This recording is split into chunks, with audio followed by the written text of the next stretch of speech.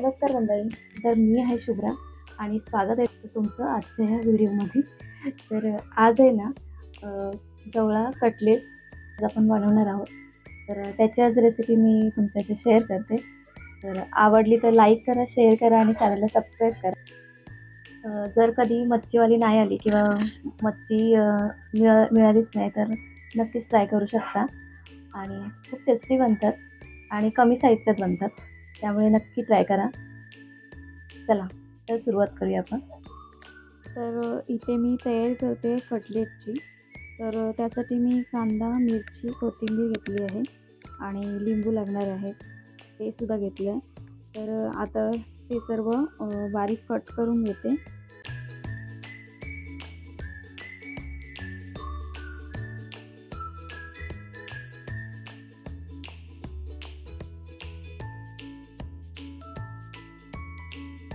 आणि जवळा 10 मिनटं भिजायला ठेवला होता. तो आता स्वच्छ धुवून त्यातून पाणी काढून घेते. त्यानंतर इथे एक भांडं घेतलं आहे. त्याच्यात आता तो जवळा टाकून घेते. त्यानंतर त्यात बेसन, तांदळाचं पीठ, तिखट, हळद, मीठ आणि कांदा लसूण मसाला.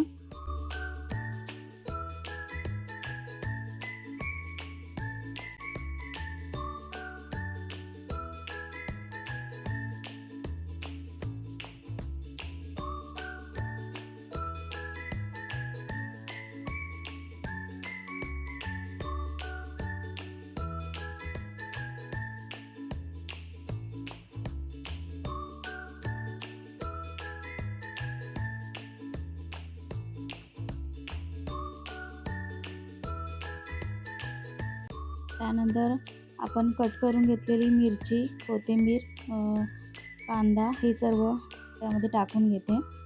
त्यानंतर त्यात लिंबाचा रस घालून घेते. मिक्स करून घेते सर्व ते. लिंबाचा रस टाकल्यामुळे कटलेटला चांगली थोडी छान चव येते. त्यानंतर त्यात थोडंसं पाणी टाकून घेते आणि ते सर्व असं मिक्स करून घेते आणि छान हातानेच मी सर्व मिक्स करून घेते. छान एकजीव करून घ्यायचे. मिक्स केल्यानंतर बघा असं काही दिसत आहे. त्यानंतर इथे कटलेट बनवून घेते. त्यासाठी इथे हाताला थोडं तेल लावून घेतलं आहे. का तर हाताला ते चिकटू नये म्हणून. आपलं जे सारण आहे ते हाताला चिकटू नये म्हणून. तर आता इकडे छोटे छोटे गोळे करून घेते आणि कटलेट बनवून घेते त्याचे. पाहू शकता तुम्ही कोणत्याही आकारात बनवू शकता. सर्व कटलेट बनवून ठेवले आहेत. ते आता फ्राय करून घेते. तर आता इथे तवा गरम करून घेतला आहे. तर त्यावर आता थोडं तेल घालून घेते. इथे मी शॅलो फ्राय करून घेते. आता कटलेट आहे ना दोन्ही बाजूने सोनेरी रंग येईपर्यंत फ्राय करून घेते. पाहू शकताय किती सुंदर कलर आला आहे. पाहू शकताय तुम्ही. तर मंडळी आपले गरमागरम जवळा कटलेट तयार आहेत.